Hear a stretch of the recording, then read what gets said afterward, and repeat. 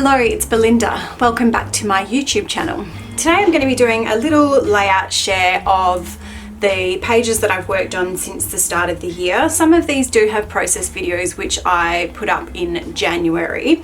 I did decide to take a little bit of a break from filming, and that extended out thanks to COVID-19, the pandemic, which is currently wreaking havoc across the world. So like a lot of other people, I've found that my creative mojo just hasn't been there, but I am starting to feel some of it coming back. So I'm hoping to get stuck into working on some projects again and hopefully get some process videos up again soon. So I just wanted to run through, I thought you might like to see some of the layouts that I've put together. This really fun one, really bright and colourful. I signed up for Victoria Marie's Creative Jumpstart for Scrapbookers class, hoping that I would get exactly that, a little bit of a creative jumpstart. So I have completed a couple of layouts. This is one of the prompts that she provided in the first week of lessons. I used my silhouette to cut these circles out of the papers and then filled them all with little bits and pieces. This is mostly using the Cocoa Vanilla in the summertime collection. I think I don't have a lot of that collection left, but I wanted to really use it up if I could, and it's just some photos and a story of my kids and I at the park. This is another layout from Victoria Marie's class. I pulled pretty much everything from my stash for this one. I went through and grabbed some embellishments. I'm going to try and get it up close because I did do a little bit of layering, which I think I really love the way it turned out. Sorry for the glare, I am using some filming lights because it's not too bright outside today. But I used this really cool circle cut file as a backing piece, and I really like the way that looks in the layers. A little bit of mixed media, lots of Nuvo drops, and yeah, just a really sweet story about my cuddly little son. This one here, I went a little bit crazy cutting out some really big titles on my silhouette. I think it was on Valentine's Day I did that, and sat down and cut them and backed them and then went ahead and made some layouts from them. So I think this Mum Life one, I want to say it's from Cut to You, I think. And just a few little bits and pieces of stories about, yeah, what mum life has been like lately. Lots and lots of little handmade embellishments. I used my die cutting machine, my manual die cutting machine, for these little bows and the little keys. Yeah, lots and lots of little bits of details on this. Some handwritten journaling, which is not something that I do a lot of, and a fair bit of mixed media in the background. Lots of really cool texture here with the distressed edges and some stitching. So I was really trying to have a bit of a play with my products and my techniques on this one. This was another cut file that I went and backed, and what I've done with this cut file, which I really like the effect, and I'll probably go ahead and do it again. I cut the file out, I backed all of these pieces here, and then in Silhouette I created an offset cut file and I removed all the center pieces, so it gave it a nice little border around the back of the cut file. I hope that makes sense. You can see it's pretty self-explanatory, but I hadn't done that. I've never done that before, and I'm not sure what made me think of doing it, but I really like it. It's a really nice effect. It's something different to your usual backed title cut files, so I'm definitely going to bring that out again.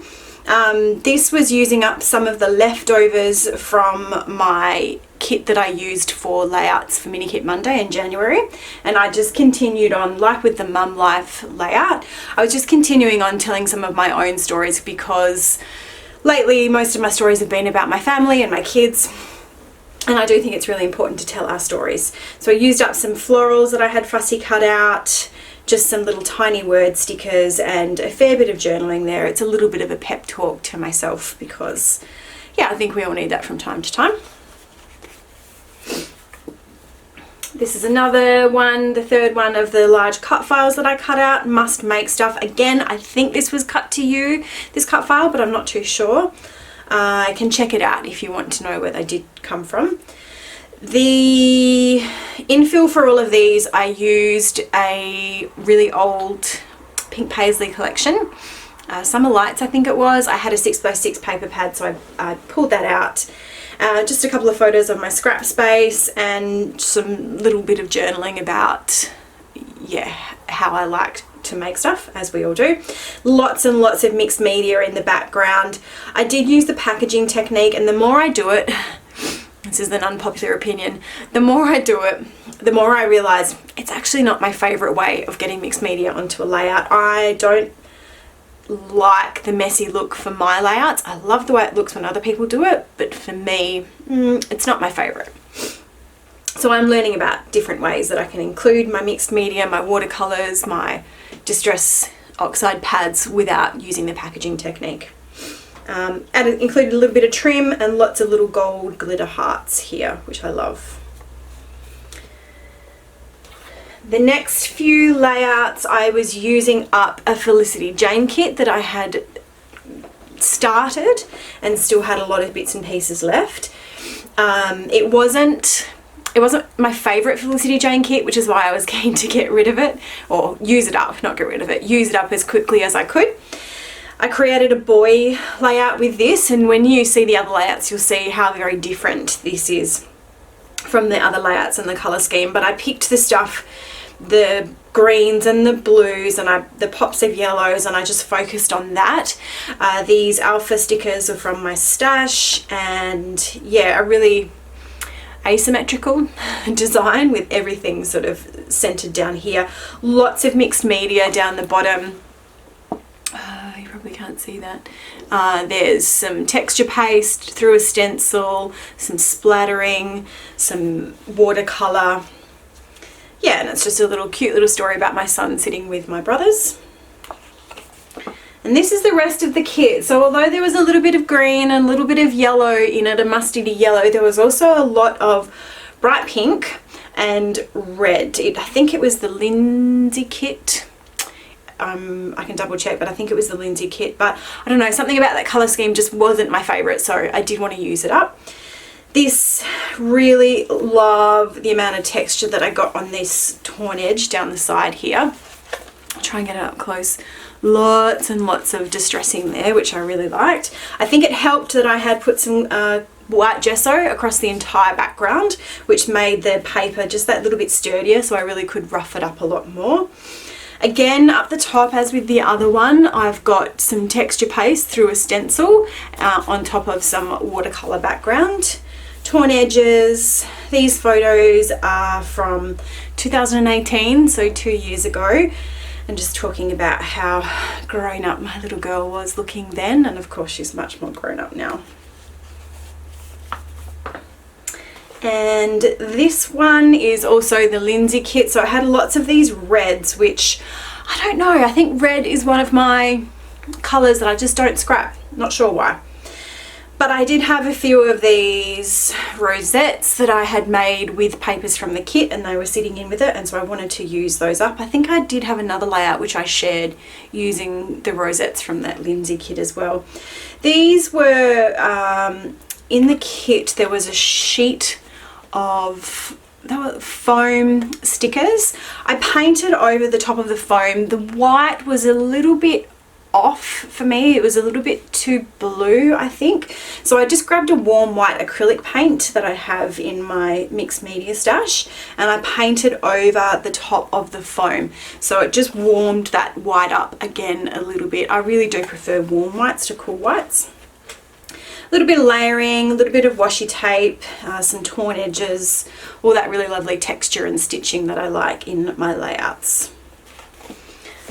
Now these next ones, there are process videos for these up on my channel, so I won't go into too much detail about them, but these were created for the Mini Kit Monday challenge group. This was a 2-page spread documenting my love of adventure using lots and lots of hexagons. I'll have a link for the process video up above there if you want to check that one out if you haven't already watched it. This was another one that I created for Mini Kit Monday. Really loved all the florals on this one. And there's some hidden journaling on some tags inside that little pocket there. And this was the third layout that I completed for Mini Kit Monday way back in January when the world was a very different place. And yeah, just another little story about me. Now this one, I do have a process video. It just needs a voiceover before it can be uploaded, but I will be uploading that to YouTube hopefully very soon. It is all done, it's all edited. I just need to do a voiceover. It was a 12 by 12 that needed some extra journaling. So I'll get that up and you should see that coming soon. So I want to say thank you very much for watching, and thank you very much for sticking with me. I know there's a lot going on in the world and we don't all have a lot of time available, so I do appreciate all the support, or any support that I do get. I hope you've enjoyed this flip through. I hope you are getting to enjoy some lovely crafty time during lockdown or whatever it is that may be happening in your part of the world. And I do hope that you'll stick around with me as I hopefully bring you more process videos in the coming weeks and months. Hope you have a great day. Thank you.